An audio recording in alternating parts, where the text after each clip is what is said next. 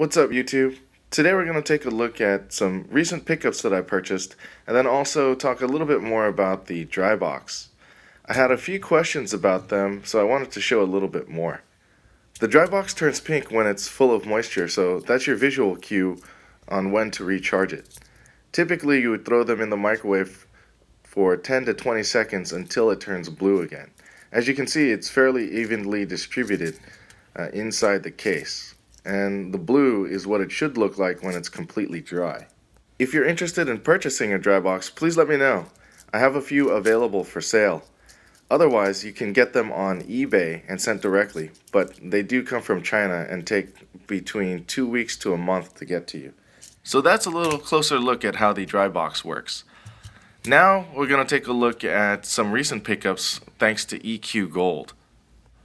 Because of my recent silver sales, I had the resources available for when this deal by GovMint came up, and thanks to EQ, I was able to take advantage.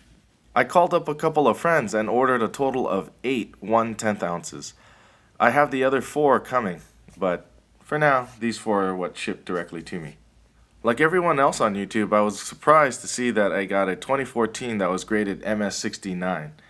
And at 109 each, it was a no-brainer to get as many as I could.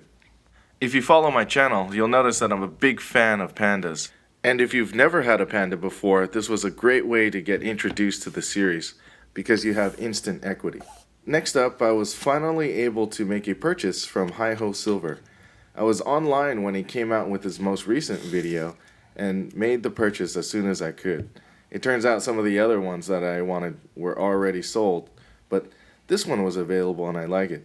It's a nice little poured bar that's 2.5 troy ounces, BB9098. I really love the pour lines and the size. It's kind of cute and very dense for its size. As of Hiho's latest video, he's taking a hiatus, so I was really glad to at least get 1 bar, because I do like to support the community. Next is my eBay eBucks purchase, which I used to subsidize a semi-key date for the Panda series. And in particular, this is a 1982 shortleaf Panda, or at least I think it is.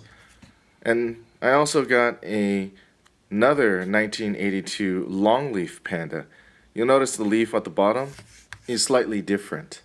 The leaf at the bottom on this particular one, it has a slight proof to it, most likely from dye fatigue, whereas the other, the long leaf, is a very clear strike.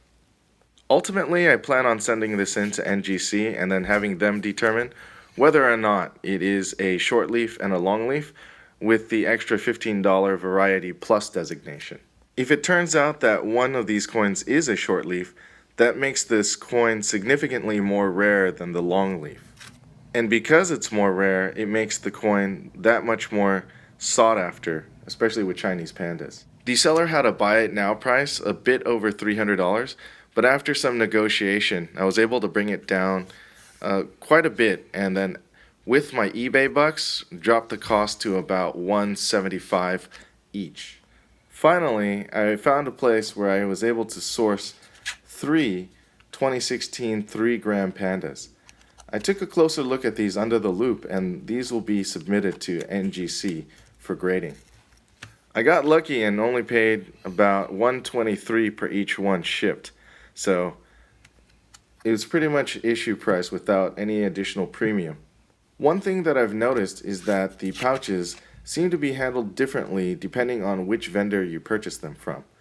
Like these happen to look relatively okay as opposed to the ones that I purchased from JM Bullion. When I asked the seller where they got them from, he mentioned that they got them from Provident. So I do think that the coin handling is a little bit better, and after seeing Lady Liberty Stacker's video, I do believe that JM Bullion is a little bit rough on their coins. I will say the condition of the pouch doesn't determine the grade, because I've seen some pretty bad looking pouches and my coin still came back MS70.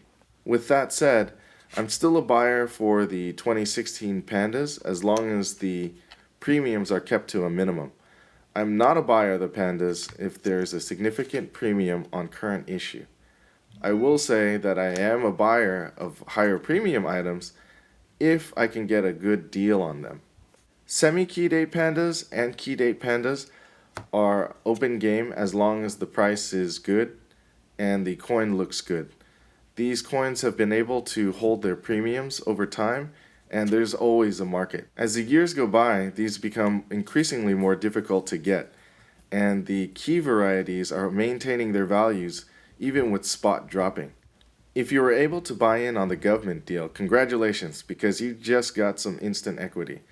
If you're interested in learning more about gold pandas, comment below and subscribe to my channel. And don't forget to thumb up this video. Thanks.